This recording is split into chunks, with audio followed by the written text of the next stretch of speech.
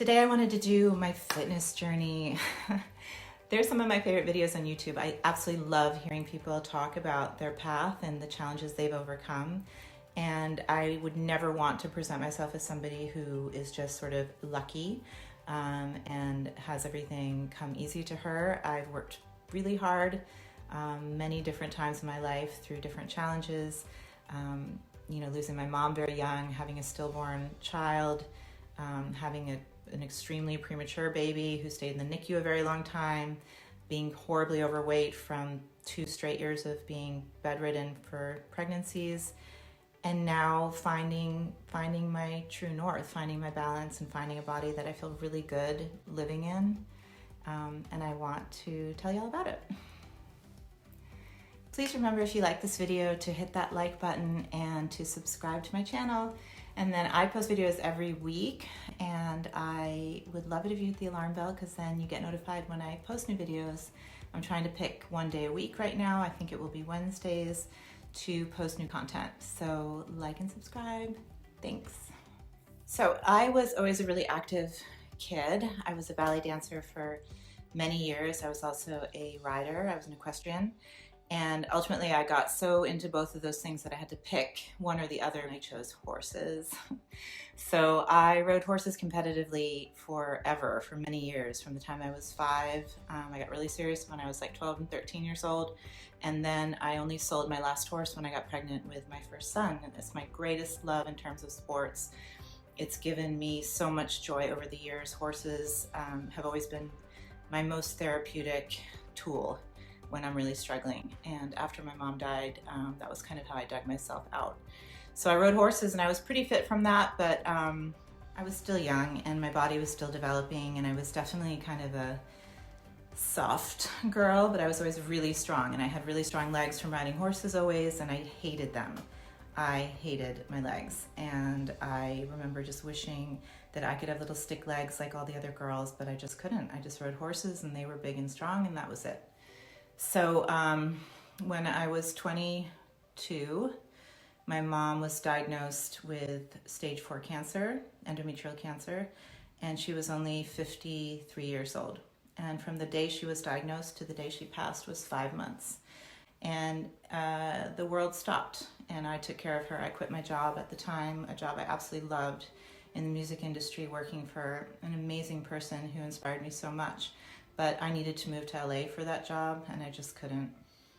I told my boss that I couldn't move cross country when she was so sick, and I really still believed, I think we all believed until the day she actually died, that somehow we were going to prevail, that we were smart enough and had enough wherewithal and means to beat cancer, and we didn't. And she died December 14th, 1996. I was 22 years old, like I said, and the sun set, like the world would never be the same. And I had a really hard time. I still do. It's been many, many years, and I'm still in tears over it. And I started to hate my body, because I felt like my mom was so healthy. She was so into health and fitness, and she raised me to be really active. She raised me mostly vegetarian. She grew all our food in the garden and cooked everything from scratch. And she died. And she died quickly and horribly. And I started to believe that your body would betray you no matter what you did. Died. So I started doing horrible things like smoking and not taking care of myself and not exercising and not eating and then overeating. And I was just angry, and I expressed it through the way I took care of myself. Like, it was as if I would just do the worst stuff and be like, well, now she's going to show up because I'm sitting here doing these awful things that she would hate, right? So she's going to show up and tell me to stop. But you know what? Nobody did. And I did a lot of damage to myself in those years, I think. And I really suffered, and it was terrible. So I ultimately decided to go back to school. I had dropped out of Brown to work in the music industry because I had that amazing opportunity to work, and I wasn't up for work at that point. I just was so bereaved. So I went back to school, and I finished up, and then I decided I would go to law school. So I moved to Boston and started law school, and at that time I had begun to date somebody who I was pretty serious with, and he was really, really into working out. And I mean, like, free weights with the bros. He was ex-military, and I went to the gym with him all the time. And honestly, he taught me so much about exercise, and I started to get really fit, like really pretty muscular and lean, and I learned a lot about working out from his friends and him in like pretty crappy gyms in Massachusetts. Then the unthinkable happened. My boyfriend at the time, who I was living with, just kind of out of nowhere, I was trying to break up with him and asked him to move out, and he had some kind of psychotic episode and attacked me, and really, like, there was a knife and I had to flee the house for my life, and I'll never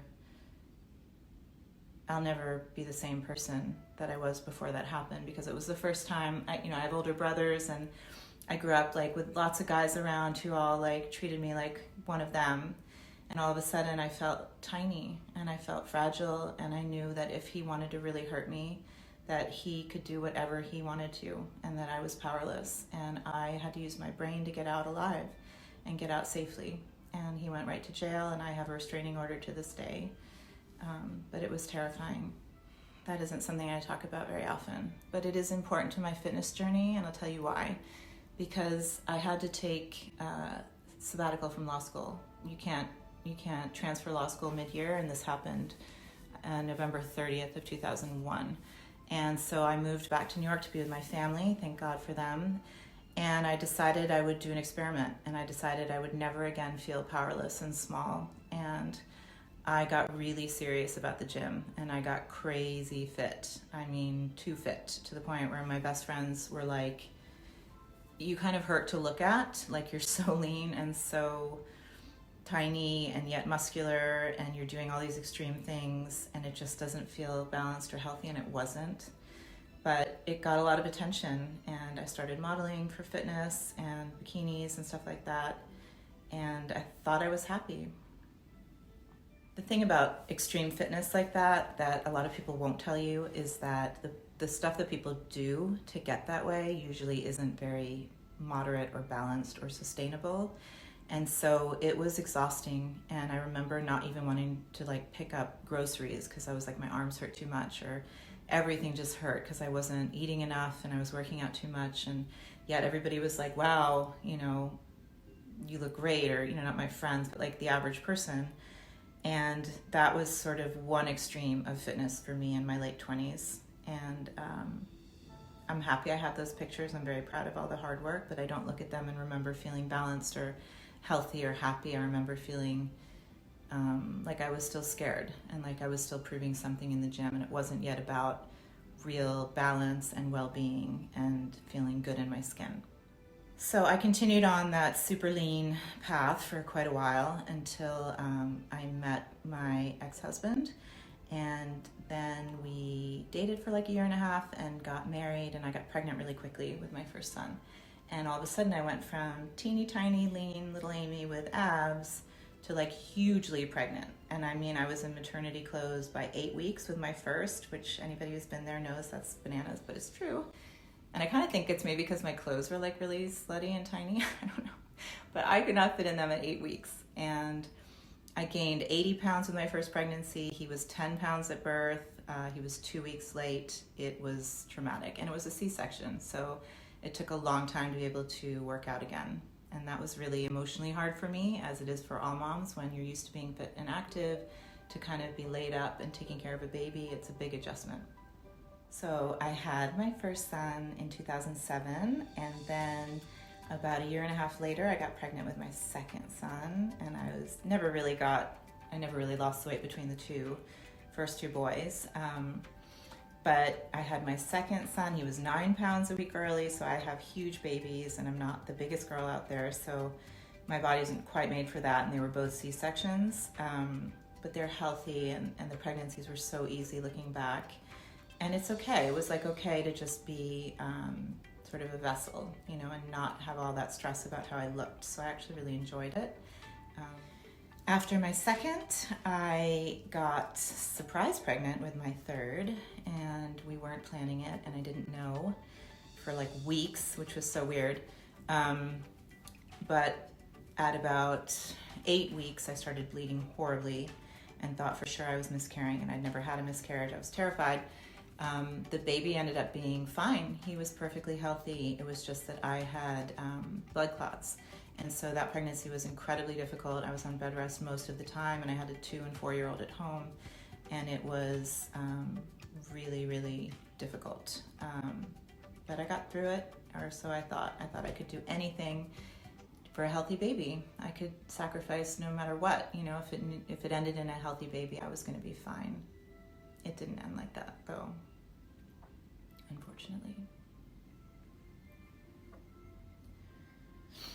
At 20 weeks, my water broke with my third son, Axel, who had just had an ultrasound for his anatomy scan like a week before.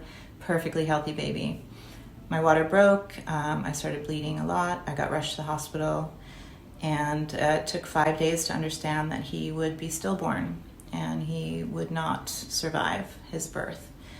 I chose to deliver him, which was the right choice for me. It was super traumatic, as you can imagine. And again, I would never be quite the same person. And I hated my body. There's nothing that can make you hate your body more than not being able to carry a healthy baby to term.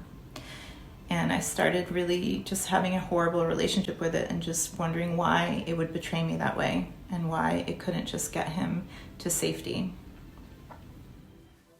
So Axel, my third son, was stillborn at 20 weeks, and my first son turned 4 years old,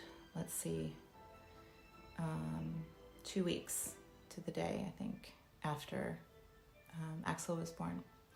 So I got through that birthday party, and it was tough. You know, I knew like all the wonderful people in my town who helped me, and I had to ask for help because I didn't have family to help drive my other kids or make dinner and stuff, and it was really hard, and they all knew what happened, and it was just devastating. And I would see people kind of looking at my belly, and I was still, you know, I looked pregnant, and my milk came in and there was no baby, and it was just devastating. And I really hated my body. I mean, I really was so angry that it betrayed me that way.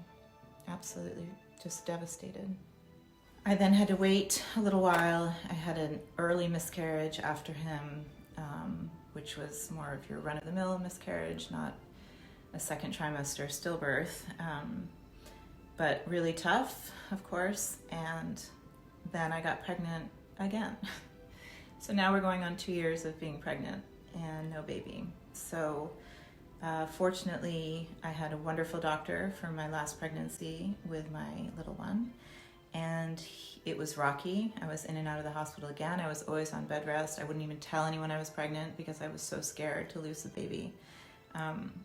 I ended up in the hospital on bed rest for a month. Again, for a really active person, really, really hard. I gained a ton of weight, but I just wanted that baby to come out and cry, and just cry. It would be the best sound ever.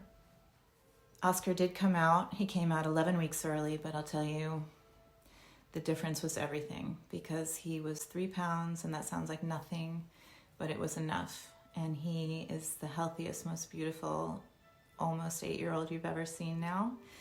And he's my gift from the universe. I mean, he cried.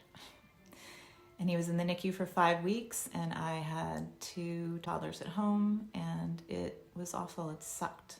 And I had no family to really help me. I mean, my dad is the most amazing person ever, but he couldn't come and take care of my kids for me. So it was a really hard time, but we got through it somehow. And about 6 months after Oscar was born, I was at rock bottom. I was so heavy. I was probably 45 pounds overweight and just so tired, and I felt awful. So at about the 6-month mark for Oscar, I decided to try CrossFit. It was a radical idea. It was my brother's idea. He was really into it already, and he bought me the on-ramp program at CrossFit Norwalk near me, and it was amazing. I mean, I remember walking in there and seeing women, and I focused on the women, seeing them do things like I could not even understand. It was just so beyond comprehension for me, and I felt so shitty and so fat and slow and lazy and awful. But you know what? I just showed up. I showed up day after day after day, and I got through it. And I felt really strong, and I felt like an athlete again. And I gained the confidence that you do when you set those goals and meet them. And I no longer do CrossFit. It actually was wonderful while it lasted, but I couldn't do it for very long. I'll always be so grateful for CrossFit. It really showed me what I'm capable of, and it was like no excuses. And you know what I loved about it? It was like no mirrors, no BS. It was just like put in the work and do it. And the community that I met during my time there and the people that lifted me up and carried me through all of that hard work they're still like so dear to me and mean so much to me, and I'm so grateful for everything that it taught me, even though I couldn't continue on. Like I had learned what I needed to, and it was going to always be part of my concept of fitness, but it was no longer going to be like a daily activity for me.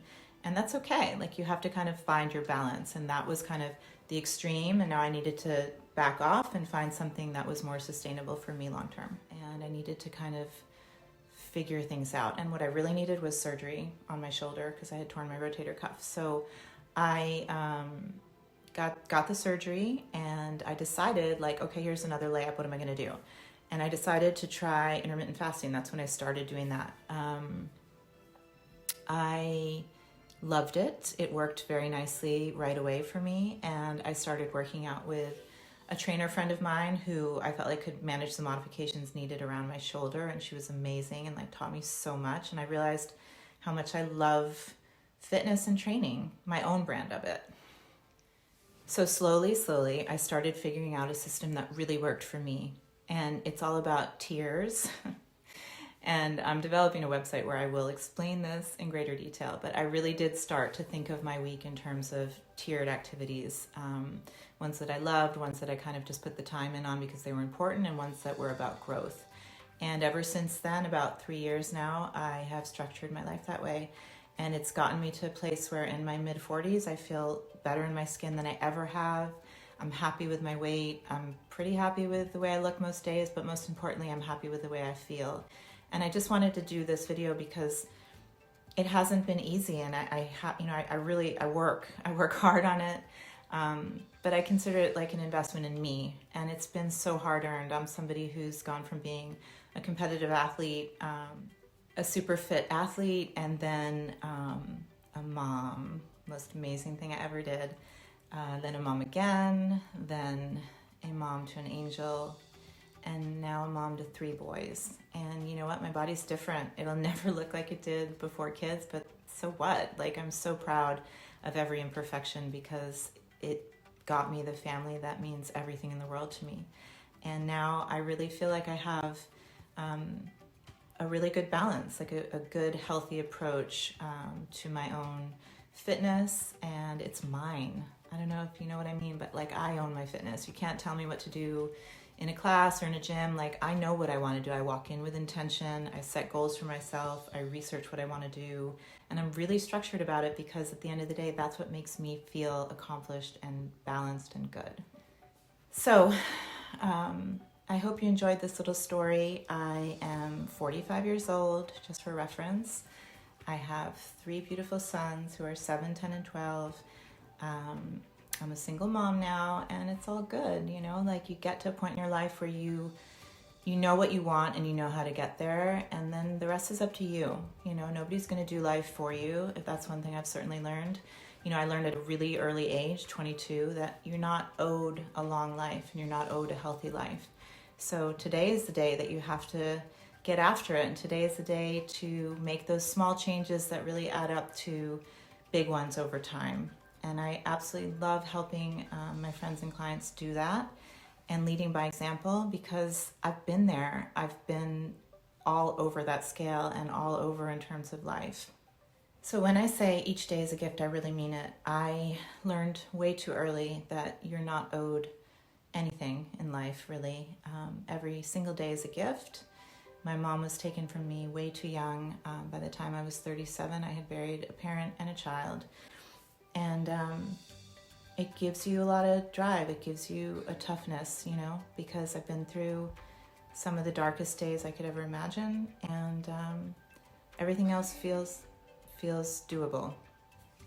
And today was an awesome day because my amazing hairdresser made a house call and cut all of my hair off, and I love it so much. He cut like a whole foot of hair off, and I'm feeling it. And my kids got haircuts, and we're all looking like normal people and not hobos anymore, and it's great. So it's the little things, right? Like nothing like a quarantine to make you really appreciate those small things that end up being the big things. If you like this video, please remember to like and subscribe. I post new content every week, and I love to keep people up to date on how to continue to feel good about yourself and good about how you look and good about how you feel into your 40s, 50s, and beyond. My mom died when she was 53. I'm 45. That's really not far down the road. So I live every day as if it's a gift. I really mean that. And it changes your perspective on how you approach health and fitness. So I love to coach people on that. And I hope that you like this video. Thank you so much for watching all the way to the end. That is so awesome.